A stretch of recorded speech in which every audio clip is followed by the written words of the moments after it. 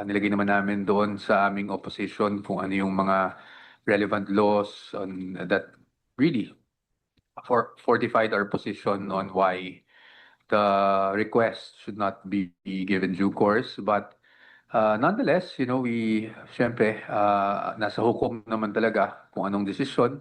We submit to the decision of the impeachment court, of course, without prejudice to legal remedies available under the law. Malaking setback pa to sa inyo o ano tingin niyo? Sa amin, syempre, hindi namin may pagkakailan na talagang we had strong grounds to oppose. No? At least yun yung pananaw namin. But as to setback, we're ready naman, whatever happens. The possibility of this happening is something we also anticipated. So, hindi naman natin masasabi na malaking setback to. Syempre, hindi naman tayo magbobolahan. Syempre, mas gusto namin kung talagang kumbaga napagbigyan din, no, yung opposition namin. But, that's normal naman in any court proceeding, and we respect the impeachment court as well as the ruling made by the presiding officer.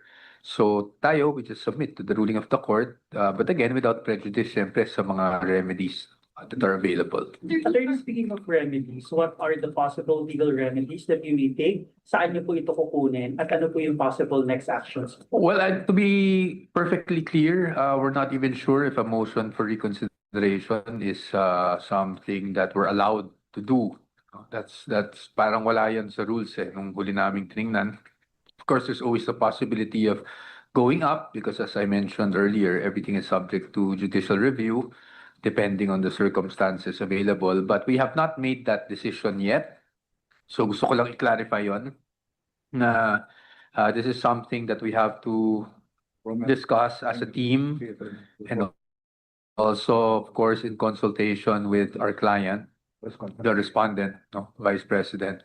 So ano lang naman, yan yung mga parati na kaming may kolatilya kasi para sa mga abogado na without prejudice to ganito ganyan. But it doesn't mean that we will be doing it. It doesn't mean that we will not be doing it.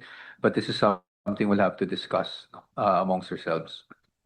So there's a possibility na iakyat ba ninyo ito sa Supreme Court? That remedy is always available, but as to is it possible, syempre anything is possible, but are we going to do it? Hindi pa namin napag-desisyonan, hindi pa namin napag-uusapan because as I said, no,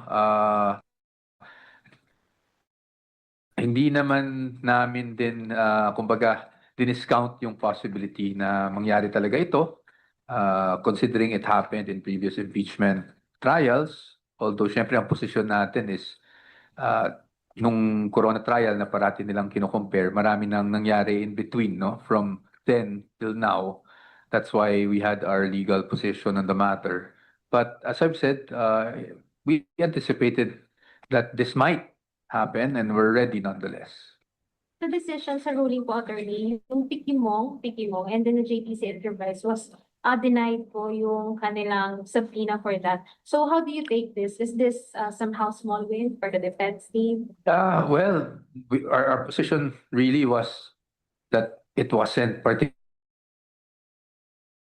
described, meaning it didn't pass the test of definiteness and it didn't pass the test of relevance. So I wouldn't even take that as a win, no? I mean, yun kasi clear cut talaga, wala talaga silang participation dun whatsoever. But yung kahit naman dun sa mga pinayagan, we really strongly felt about our position. But again, that doesn't mean mali yung impeachment court or anything like that, no? Kasi we really have, I mean, at the end of the day, ultimately, sabi ko nga kanina, the decision will lie upon the impeachment court. They rendered their ruling kanina, and we respect that. Attorney, any reaction po dun sa wording ng impeachment court without directly addressing kasi the term fishing expedition, ang sabi nila, the documents requested under the subpoena duces tecum will not be used to allege additional independent impeachable offenses. Any reaction to that? It's very difficult for us to fathom how we will proceed on that. But if that is the position of the impeachment court, then we will respect it. But yun nga, no, hindi namin alam. I think ang ibig sabihin nila doon is hindi yan ma-consider for the impeachable offenses alleged in the articles of impeachment. But again, we'll have to see. We'll have to wait and see. Total, tama naman na sa PINA stage pa lang to. So tingnan muna natin how the evidence will be appreciated. And nasabi din naman ng ating presiding officer that this ruling is without prejudice also to the admissibility of the evidence to be obtained, no? Or documents rather to be obtained.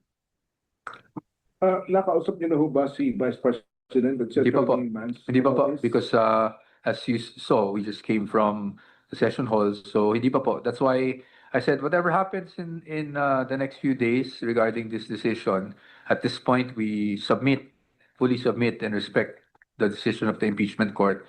But as far as remedies are concerned, this has to be discussed with the persons involved.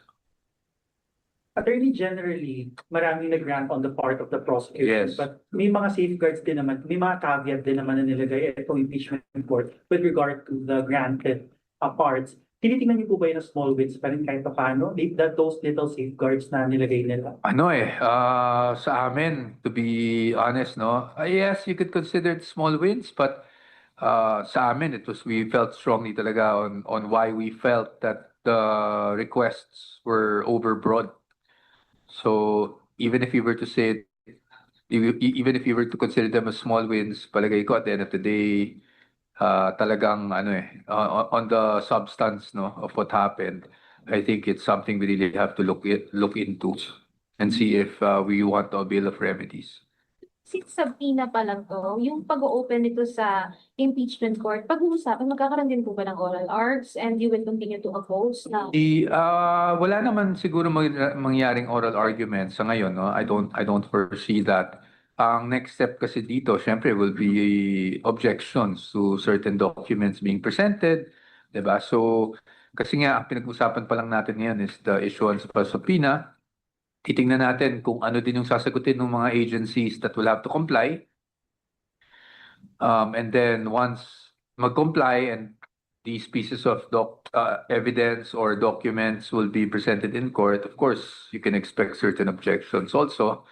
And then it will go to the formal offer, di ba? Kasi dun, yung admissibility naman sa evidence, dun yun sa sinatawag nating formal offer. Ibig sabihin, once natapos na sila sa mga testigo, ang susunod na mangyari is there will be a formal offer of evidence. At nakalista yon lahat ng mga documents na ino-offer nila sa evidence, and the defense will be given an opportunity to comment, to oppose, to object, etc. Attorney, yung nangyaring desisyon na ipasubpina itong BIR, bank documents, yung AMLAC, maka-apekto ba to sa usad ng trial bukas, sa susunod na araw? Anong nakikita po? Hopefully hindi naman. I don't think, I don't want kasi baka ang lumabas parang this will just cause further delay. Hindi naman siguro. Sabi ko nga, both parties naman are very reasonable in terms of the way they present, their evidence. So, sa tingin ko hindi naman. And since inaasahan namin din tong mga na pwedeng mangyari ito, we already have a game plan as to how we're gonna approach these things. At sa tingin ko naman, hindi naman makaka-unduly delay yan. So tuloy-tuloy kayo bukas, si Director Matibag naman, ready na din kayo? Opo, in fact, tomorrow nabanggit na rin that Director Matibag in fact will be presented tomorrow, and we are prepared for that. Attorney, yung Section 8A ng RA 11521 na hindi nila na pagbigyan, nasunod dun sa inyo pong argument kanina. Ano ba ito? Delikado ba ito sa ibang mga bank depositors? Well, syempre, yun po yung position namin only because Section 8A is not with bank deposits, no? It's with AMLAC. Sorry. It's with AMLAC. So Section 8A, ang position namin is absolute prohibition yan. But again, nag-decision yung court and we'll just have to accept the decision of the court. Pero may dapat mga rin ibang mga...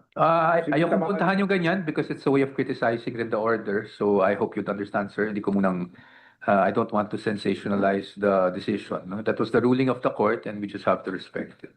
Attorney, if ever man papanig kayo sa Supreme Court, how soon yun? Next week? Few days from now? Hindi ko masabi kasi it's something that we have to discuss. Kung aakyat ka sa Supreme Court, syempre you have to also draft the pleading itself and make sure that all of your arguments ay malatag ng mabuti, di ba? So, hindi pa natin yan masasabi dahil in fact, yung pag-akyat pa lang sa Supreme Court, hindi pa namin na-desisyonan. Meaning, you never know, baka hindi naman kami umakyat talaga. This is a decision to ask Vice President herself or decision within the defense team lang? Both. It's a decision between us, the defense team. It's something we need to discuss if we think it would be advantageous for our case to go up. Plus, definitely it has to be a discussion. There has to be a discussion with the client, diba? Kasi at the end of the day, we can only advise. And kung ano yung sabihin ng client, yan pa rin naman yung gagawin namin. For as long as it's within confines of law. Attorney, medyo light question. Kasi yung para observation ng mga tao ay ang ganda daw ng cross-exam, ang ganda daw ng oral arguments from last week. Tapos ngayon, kayong dalawan, prosecutor Jock and then kayo for the defense. Would we expect the same cross-examination in the next coming days from the part of the defense? Ano kasi yan eh, each lawyer has his or her own style. At nabanggit ko to sa interview not long ago na pwedeng calm ako ngayon kasi iba rin naman in fairness to my co-counsels, no? Iba rin kasi yung setting, oral arguments kasi ngayon. So while nagsasalita si Attorney Diokno, syempre as you know, bawal akong sumingit, no? And pag nagsasalita naman ako, ganun rin naman si Representative Diokno. So iba rin kasi yung setting. Hindi ko rin masabi kung anong mangyari kung ako na yung nakasalang tapos cross-examination. And it will also depend on the witness, diba, kung gaano ka responsive. So, but my point really is different strokes for different folks, diba? So each lawyer has his or her own style. And one style may not necessarily be better than the other. Kunwari, yung style ko, baka pag may isang particular witness, baka hindi yan maging effective dahil mabait ako. So, kung sinasabi niyong kalmado ko, baka hindi yan effective. Not mabait, no? Sorry. But kalmado, baka pagdating sa isang witness, hindi effective yung pagkalmado ka. So, it will really depend on the lawyer and the reaction of the witness to the lawyer. So bukas po si Attorney Matibag. So ano ang expectation ng... Well, sa amin naman po, we will take our cue from the presentation that will be made by the prosecution. At syempre, yung nakarang araw na rin naman na pag-usapan ng mga NBI agents. So, iikot naman doon yun. No? Baka may dagdag sila. As I've heard over the news, may sinasabi silang may mga dagdag. So, we will just take our cue, but we're ready to cross-examine. And if there's anything new, we're also ready to quickly adjust and address those matters in our cross-examination. But hopefully matapos naman bukas, both direct and cross-examination. Okay? Despite yung ruling, tinitingnan din ba yun ng defense na baka naman may blessing in disguise on your part dun sa nangyari? Ano pong blessing, sir? Blessing? Baka naman mas mapuprove nyo yung innocence nga ni Tito. Sa amin, we anticipated it. At parati ko naman sinasabi, hindi namin kinakatakot yung mga dokumento, di ba? Ang punto lang naman talaga namin is meron tayong mga batas, meron tayong due process clause sa Constitution. And sa akin kasi, pagdating sa Bill of Rights, it's tested not when it's convenient. It's tested when it's inconvenient. Di ba? Katulad ngayon, that's how you really test kung uubra yung due process in a situation that's difficult to decide, that's inconvenient for everyone. So, but then again, sa atin naman, no, na-anticipate natin to. So kung mangyari man, I don't think it will affect the defense. I don't think it will be incompatible with our theory and our strategy all along.